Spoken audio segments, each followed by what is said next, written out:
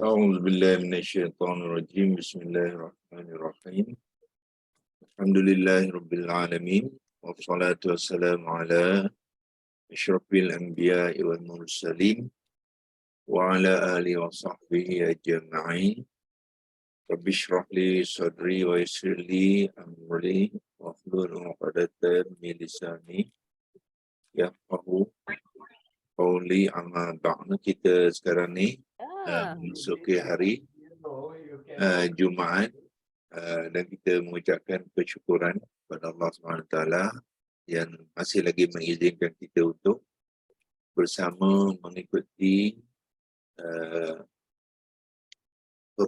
sesi perkongsian kita di pagi hari ini. Terdapat sikit gangguan kamera ni yang baru-baru ni dia bergegar-gegar sikit ya. Tidak dapat lagi cek kenapa dia berlaku pergegaran tu. Tapi biasanya bila saya padamkan, lepas tu on kembali dia okey ya. Okey, kita akan mutekan dulu mikrofon tuan-tuan dan puan-puan. Walau bagaimanapun, kalau perlu bertanyakan soalan, ya, boleh bertanyakan ya, pada bila-bila masa saja. Kita ada sesi selama lebih kurang setengah jam ya, hingga 7.45. Mungkin hari ini kita sambungkan sikit ke 7.50. Dan saya terus kongsikan perkongsian kita masih lagi di dalam. Sebelum tu saya akan cuba bukakan apa yang telah kita pelajari semalam. Kalau ada lagi timpanan yang kita boleh kongsikan. Okay, terdapat beberapa screenshot yang kita ambil semalam.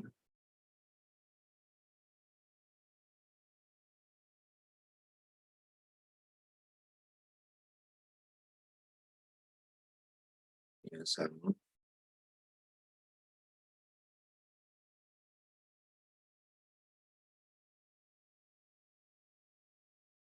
Okey, saya teruskan kepada ayat yang seterusnya.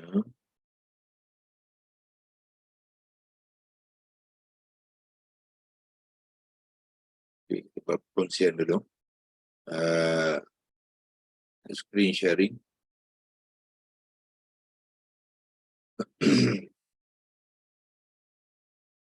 A'udzubillahi minasyaitonirrajim. Bismillahirrahmanirrahim. Kita telah melihat semalam di ayat ila ika ya. Ila ika.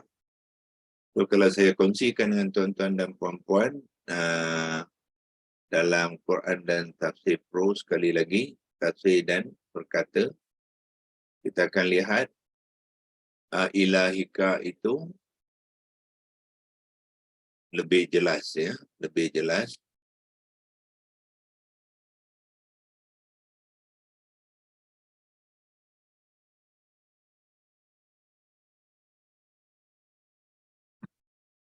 Okay, kita buka dulu. Okay, masih lagi membuka. Belum selesai.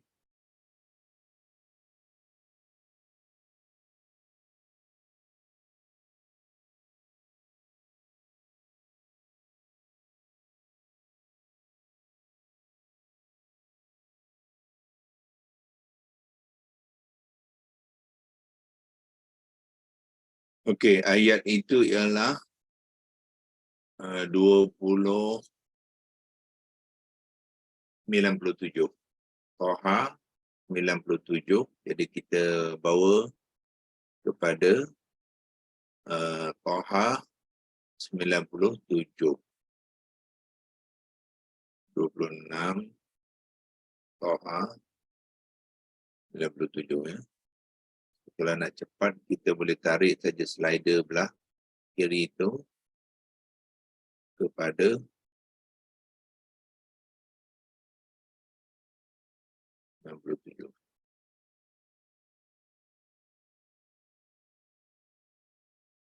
97, okey. So 97 tuan-tuan akan lihat yang kalimah yang kita bincangkan ialah ilahika. Ilahika tu perlu kita bacakan sekali dengan ila, ya. Masa kita membincangkan ini, kita kena bincangkan sekali dengan ila. Kenapa?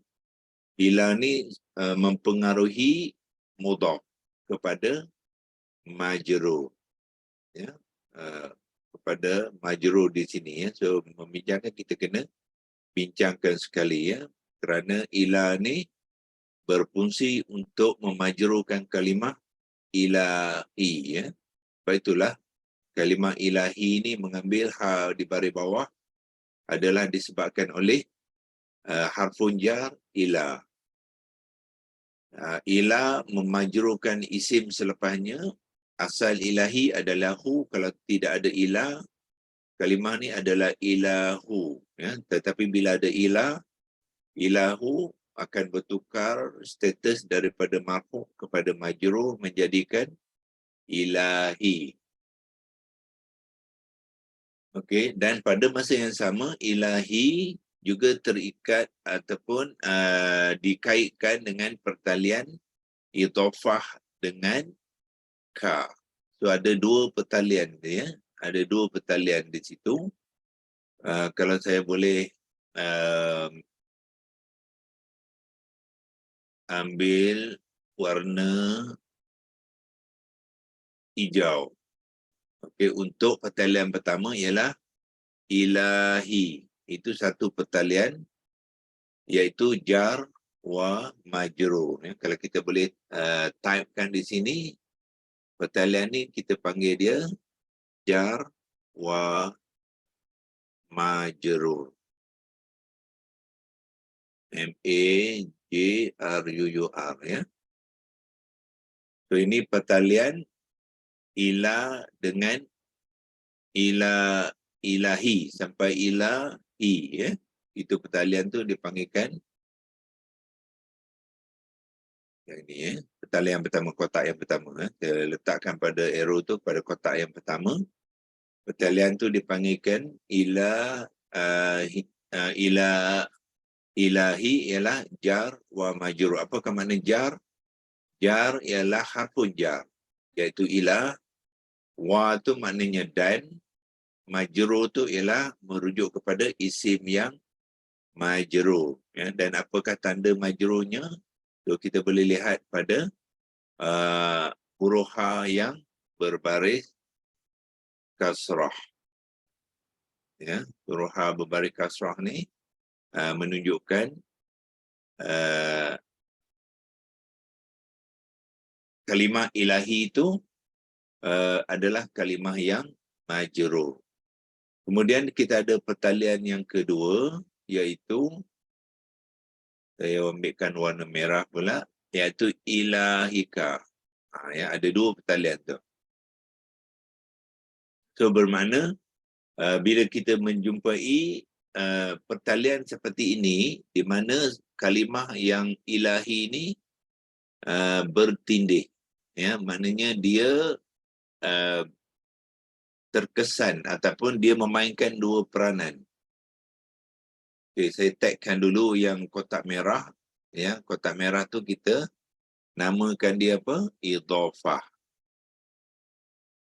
I-D-H-O-A, ada A sebab ada mat, ya. Dalam jawi dia ada huruf mat. Okay. So idhafah. So yang manakah idhafah tu? Kita tandakan dengan arrow, iaitu warna kotak merah. Itu, ya, ada dua pertalian yang bertindih. Kita panggil satu jar wa majrur yang hijau. Kemudian daripada ilahi dengan ka, yang ni adalah idhafah. Ya, jadi ilahi ni berfungsi dua kali. Ya. Pertama, dia adalah isim majrur kepada ilah. Kemudian dia berperanan sebagai mudhaf kepada ka. Ya, so dia ada pertindihan itu. Kita panggilkan pertalian bertindih di antara jar wa majrur dengan idhafah. Ya. Kalau kita ingin biasakan dengan penulisan Jawi, so kita pergi ke leksi logos. So, saya pergi ke leksi logos sekarang untuk menaikkan jar wa majrur ni dalam tulisan Jawinya dan juga idhafah dalam tulisan Jawi. Ya. So saya pergi ke leksi logos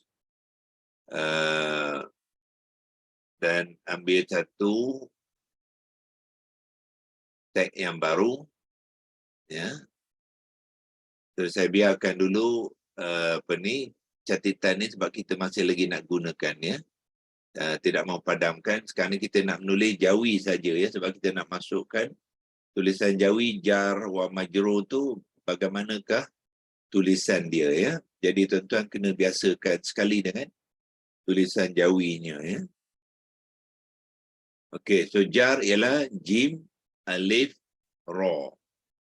Okey, itu cara menulis Jawi jarun, ya. Jarun dia ada alif mat di tengah.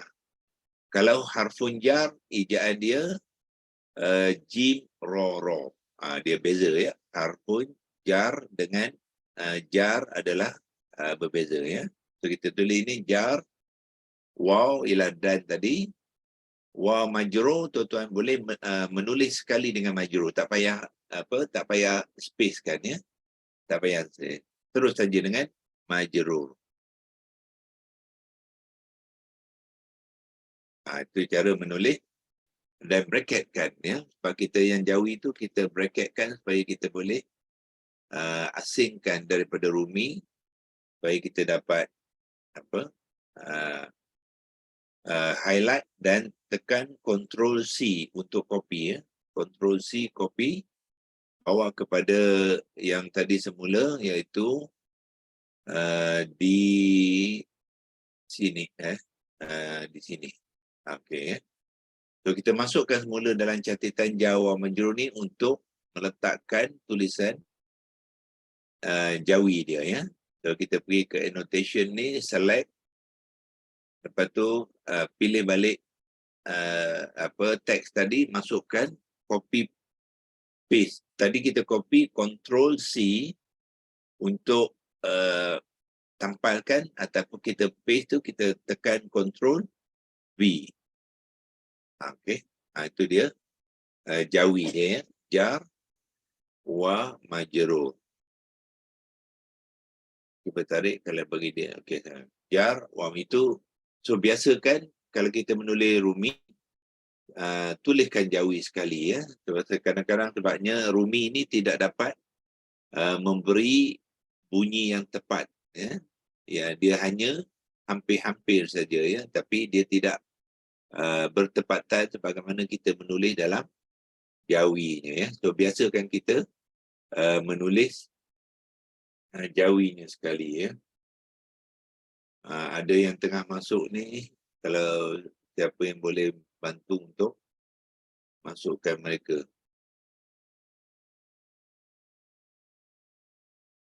Meeting chat.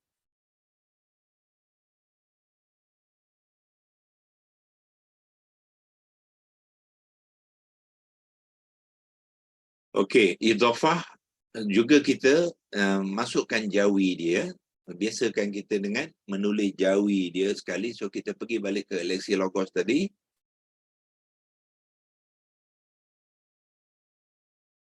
Di sini kita type idhafah. Idhafah, ejaan dia lah hamzah qata' berbaris bawah. Bila hamzah qata' yang berbunyi i, kalau kita nak letakkan baris bawah boleh.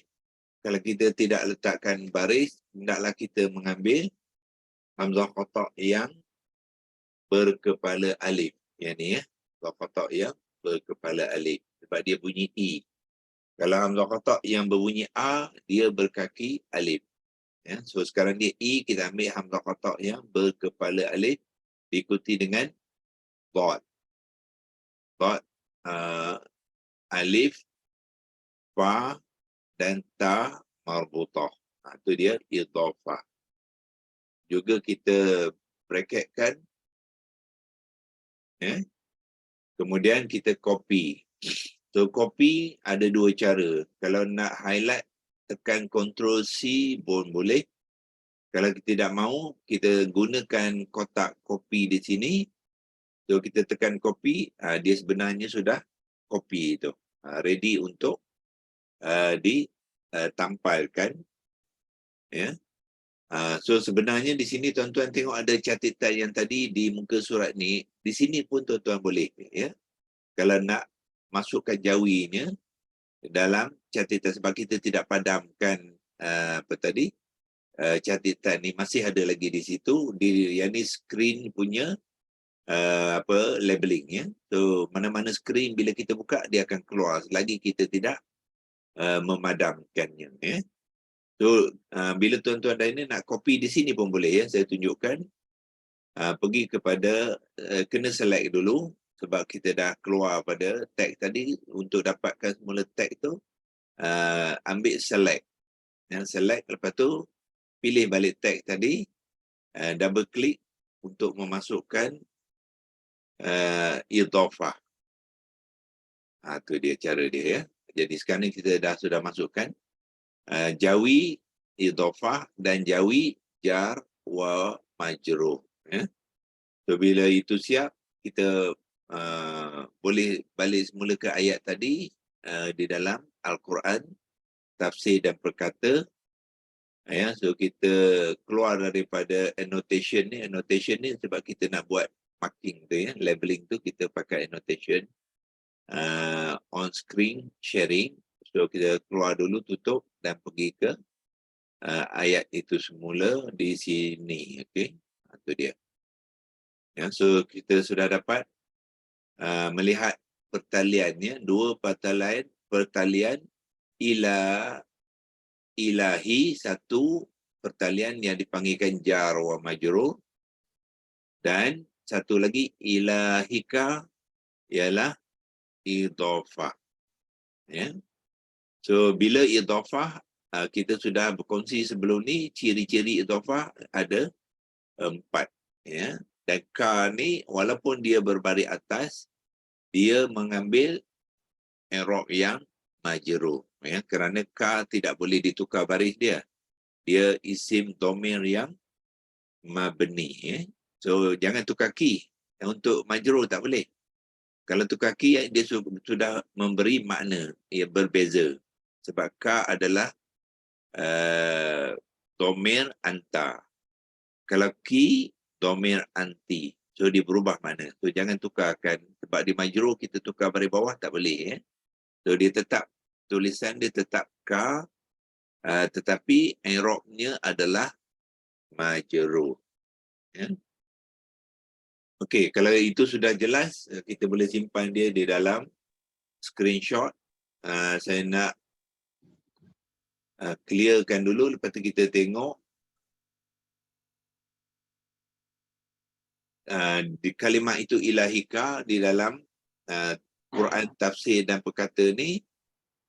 Nampak dia jelas, ya. Dia jelas adalah gabungan dua kalimah yang kalimah isim yang berturutan, ya. Okey. So, sini kita boleh nampak je lah. Ini adalah yang pertama yang diwarnakan warna emas tu, gold, ya. Okey. Kemudian yang kedua, kalau kita tukar ke warna, ambil warna biru. Yang kedua ialah ka lah. Ya, yang ni. So jelas, ya. Dan penerangan di bawah tu pun juga jelas, iaitu dia ambilkan warna hijau untuk arrow. Yang pertama tadi dia kata noun, ya, maknanya kata nama lah. Yang kedua personal pronoun. Personal pronoun pun noun juga, iaitu kalimah ismun.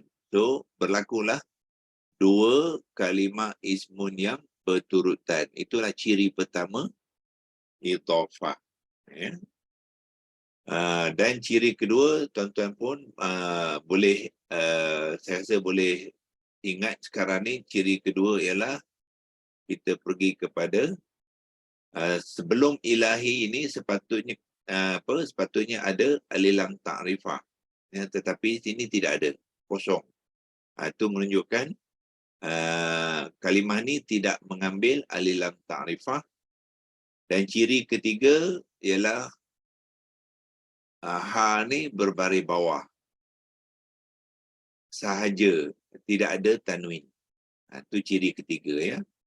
Huruf ha mengambil baris kasrah tanpa tanwin. Ya. Itu ciri ketiga. Dan yang keempat ialah ka ni mengambil i'rab yang majrur. Maka lengkaplah dia menjadi kalimah yang berfungsi di dalam ayat itu sebagai idhofah, ya. Ilahika adalah idhofah. Okey, alright, itu jelas, ya. Okey, kita tengok. Dr. Kamal, Ya. tak tanya, kalau ilahika tu dia musanna, dia akan jadi ilahaika kan? Sebab nun tu dia, kalau ilahika tu dia musanna, dia akan jadi ilahaika kan? Sebab nun tu akan drop kan dalam bila mudhaf. Adakah itu ciri yang kelima? Dia ilahi tak boleh musanna, ya, dia muzakkar. Tak, soalan saya, kalau dia kalau di kalimah ni musanna, dia akan jadi ilahaika kan? Ilahaini lah. Tapi nun tu akan drop kan bila mudhaf, dia akan drop kan huruf nun tu. Betul. Betul. Kalau dia musanna, dia akan gugur nunnya lah. Adakah itu ciri kelima untuk idhofah? Sebab dulu Kamal kata ada 5 ciri, tapi you tak beritahu the fifth one.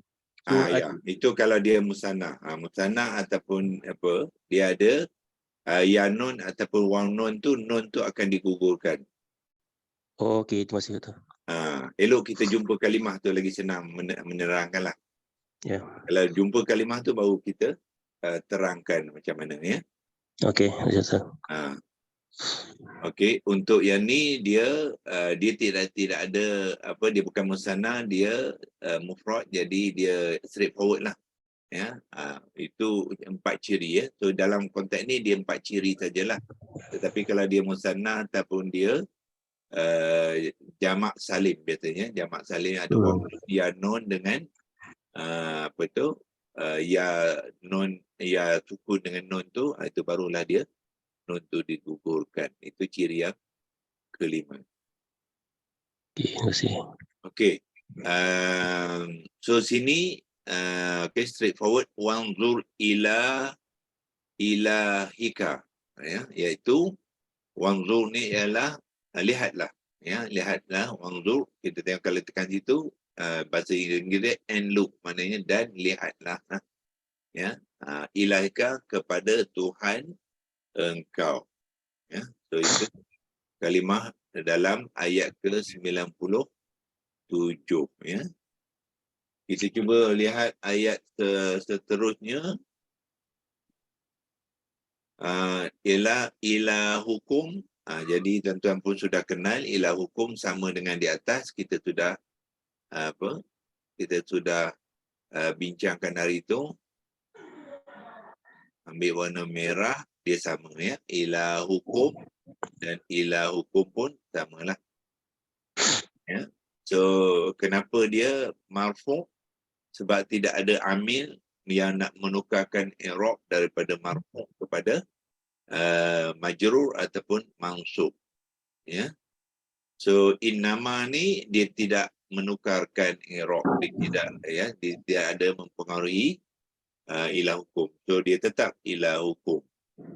Okey, lepas tu la ilaha, ya, yang ni kita pun sudah bincangkan dulu, iaitu kenapa dia mengambil ilaha, kerana lam ni dipanggil lam la nafiyah lil jinsi, yang menolak jenis-jenis yang berkaitan dengan kalimah isim selepasnya secara total, ya. Dia tolak habis-habis, menafikan dia habis-habis, kemudian barulah dia letakkan kecualinya. Pengecualiannya ialah wa. Wa tu mengambil mengambil i'rab yang marfu', ya. Itulah penulisan ilaha. So karakter ilaha apabila ada lam adalah la nafiyah lil jinsi, dia akan isimnya ni akan mengambil akan mengambil mansub.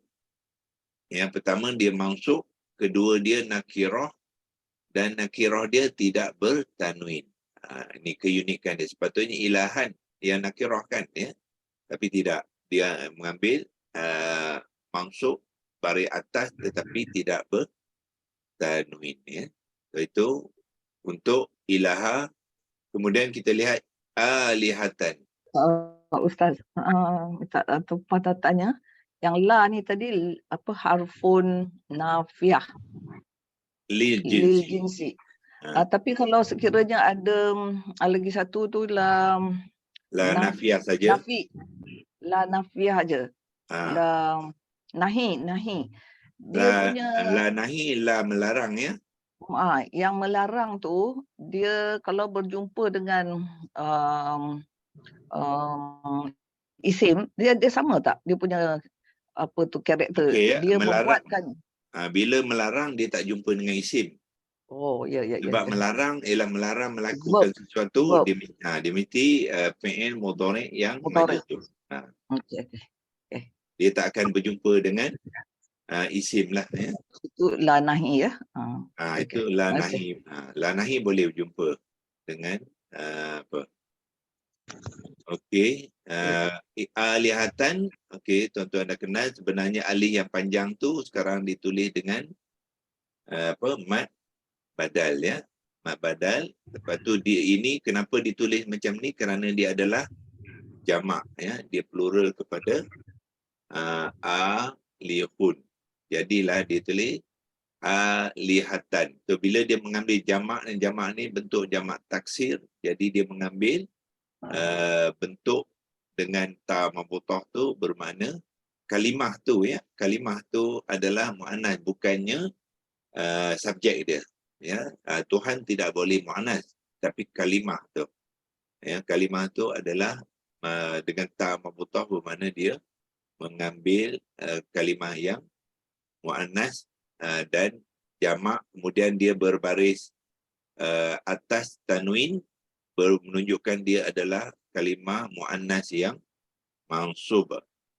Jadi apabila kalimah muannas, isim muannas yang mansub, dia tidak ada alif mad, ya. Tidak seperti kalau dia dalam muzakkar. Muzakkar dia ada alif mad, tapi untuk ta mabutah dia tidak ada alif mad, ya. Okey, kenapa dia mansub? Kerana ada kalimah lain yang mempengaruhi dia. Dia objek. Dia adalah objek, jadi dia akan mengambil mansub. So di manakah kalimah yang mempengaruhi dia? Ialah yang kalimah, ambil arrow, mana arrow di sini, yang ni, ya. Kalimah kata kerja sebelumnya, ittakhazu alihatan, ya. Ittakhazu maknanya apa?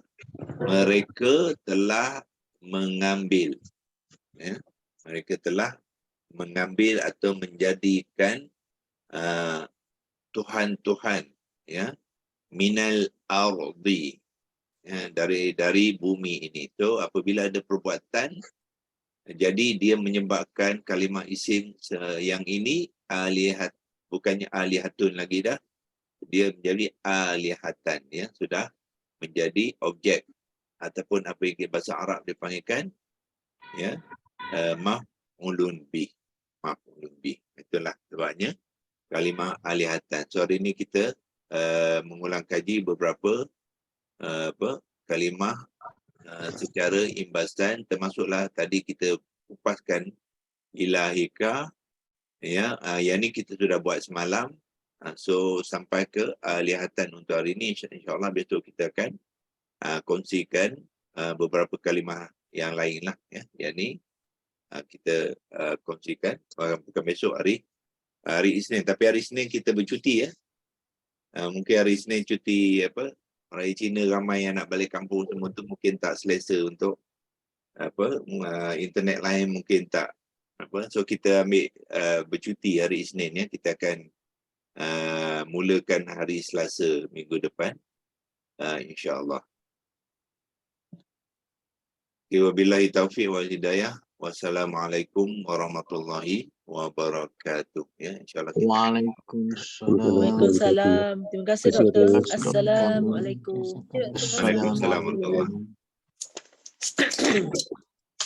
Terima kasih doktor. Assalamualaikum. Waalaikumsalam warahmatullahi.